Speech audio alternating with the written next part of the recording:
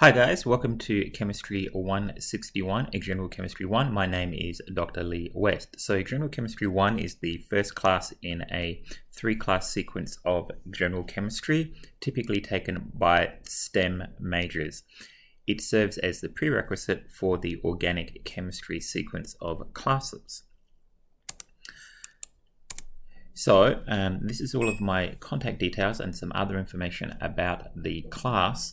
So as I mentioned, my name is Lee West. You can call me either Lee or Dr. West. I have an office in the Library and Science Building. It's room 131 in the basement. You probably won't be meeting with me there as this is an online class. My office phone number is 253-864-3353. If you leave a message there, I'll get an alert via my email and I'll get back to you. You can easily reach out to me via either email or Canvas message. So my email address is lwest@pearce, or you can just send me a message in Canvas. Either works equally well. Every day we're going to have office hours via Zoom at 10:30 to 11:30, and then on Wednesdays at 1 o'clock via Zoom, I'll have a specific session for Chemistry 161 where we'll work through problems and practice tests and things like that. So just be aware that this is an online class and there is no traditional lecture, so we won't be meeting daily at a specific time. So that kind of requires that you balance your time yourself because you don't have that regular routine. So if you do come to the Zoom sessions, it's nice if you can just remember to mute your mic at least, and perhaps your camera, unless you have something that you want to say. A little trick I do is just leave my mic permanently muted, and then when I want to speak up, I just hold down the space bar, and that'll temporarily unmute me in Zoom.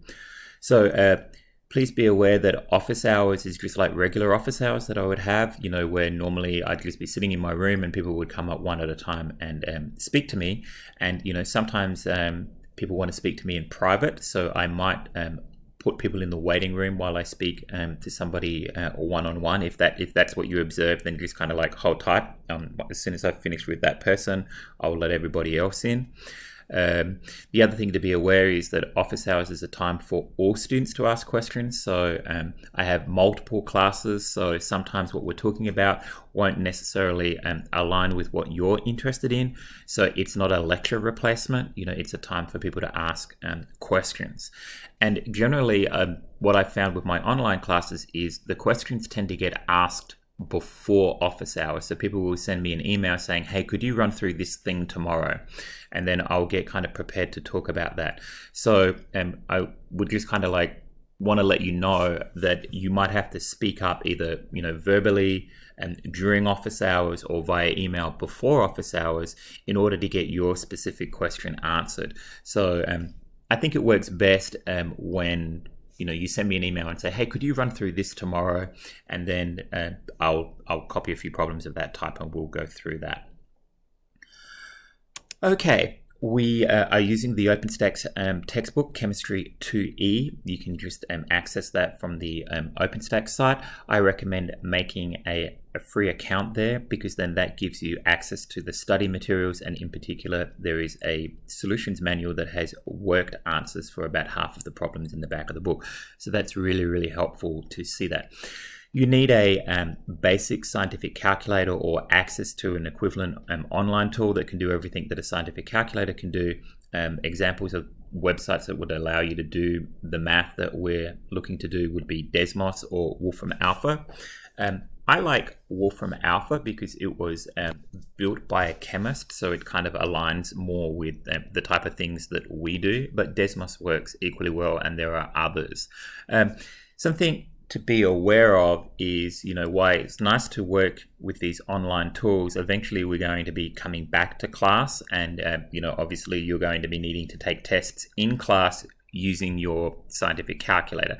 So it is worth, not completely disregarding practicing with your scientific calculator. You might want to, make sure that you know how all of the features of your calculator work before too long. We're going to be relying fairly heavily on the ALEX online system, which you might have used in either previous chemistry classes or perhaps a math class. And you'll need this 10-digit code in order to access ALEX. Now, access to ALEX costs about $40 a quarter. It seems to be it's around that mark. It seems to be steadily creeping up every quarter. I recommend buying access to ALEX in the first week of the quarter, because you need to make sure that you have enough access to see you through to finals week. And if you buy it too soon, you might just run out. So yeah, you need access to ALEX. We're going to use that for doing our online homework, and we'll also use that for some quizzes and tests. So I'd like to look at some of the assignments that we're going to be doing during the quarter now. So every week you're going to be given assigned readings, and you're going to be, to make sure that you actually do read that material, you're going to be making Cornell notes of those readings, and you're going to be uploading those as a PDF to Canvas. Now they're due fairly early in the week, so they're due midnight on Tuesday, and then that gives us Wednesday, Thursday, Friday to practice applying the content. So it needs to be done by, we need to be ready to start working with the material by Wednesday, or otherwise we're going to be running out of time. So a couple of things that you can be working on as we're getting near the start of the quarter is make sure that you know how to create a multi-page PDF and upload that to Canvas, and I've provided a video that explains how to go through that process. Most people use some kind of app on their phone, so the one that I like is CamScanner, and you don't need to buy the full pro version. You can just use the free version. That works just fine. And you also need to know how to make Cornell notes, and I've provided a link to a website that explains how to do that. It's a really easy process.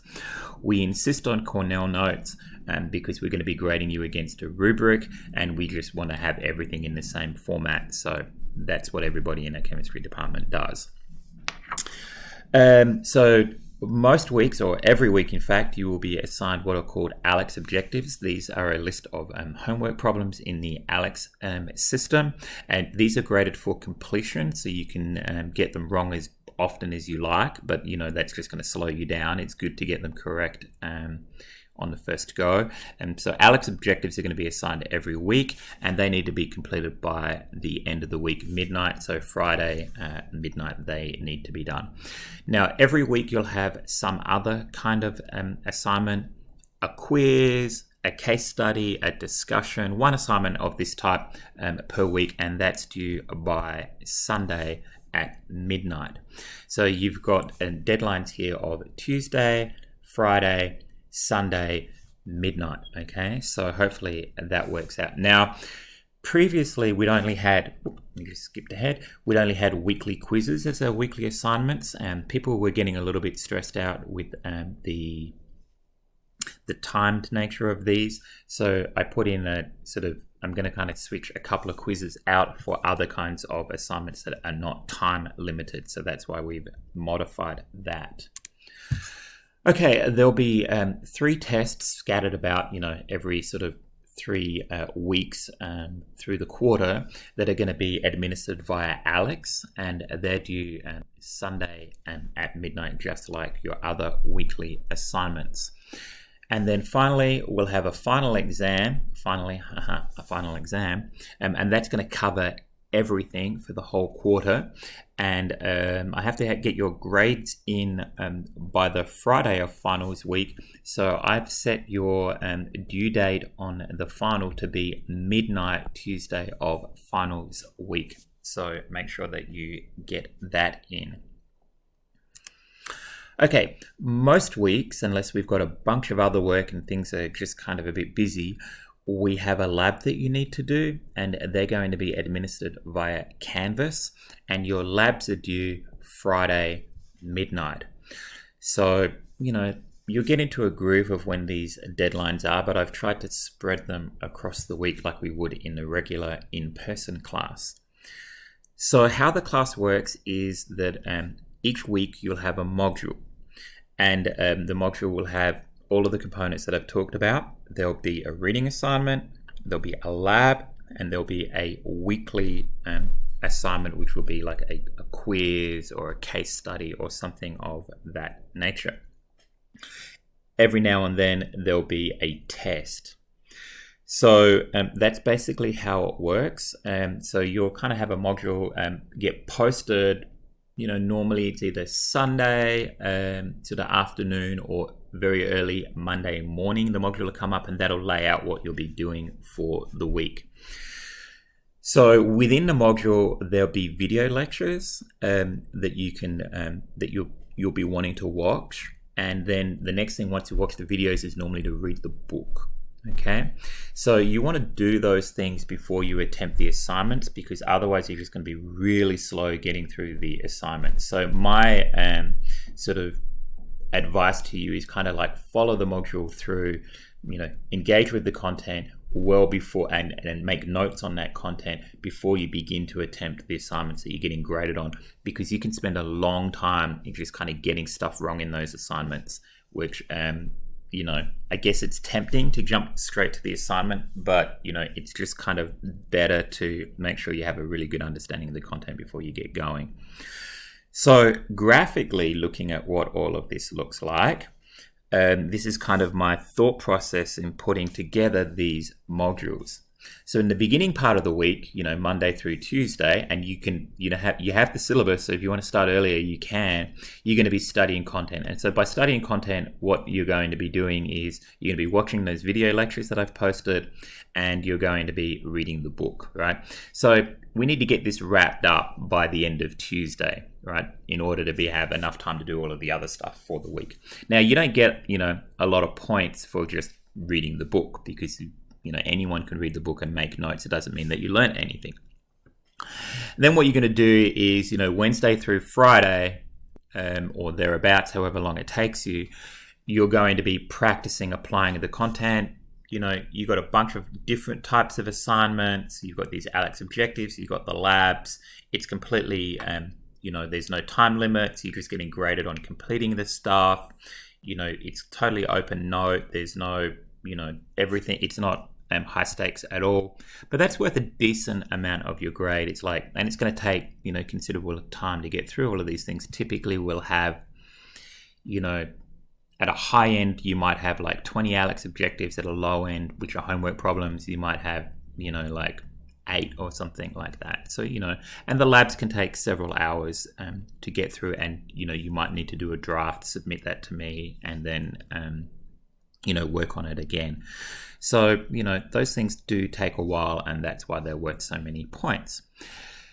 So once you've kind of played with the stuff and you've practiced applying it, then it's time to get assessed on whether you've actually learned anything. So, before we begin the next module, you need to be assessed.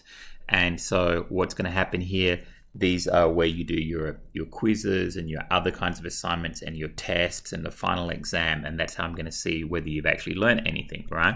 And that's where the bulk of your points are. 60% of your points are in that bit there. So I guess having watched people work through these online classes for a while now, I think the real key to success is doing a little bit of work every day. So if you plan for, breaking your week up, and just having, enough time to spend, worst case scenario, about 2 hours a day, then it tends to go okay. Sometimes it takes a little less, sometimes it takes a little more, but if you plan to kind of, schedule to have a couple of hours a day to engage with the content, you tend to do okay. You tend to do just fine, in fact.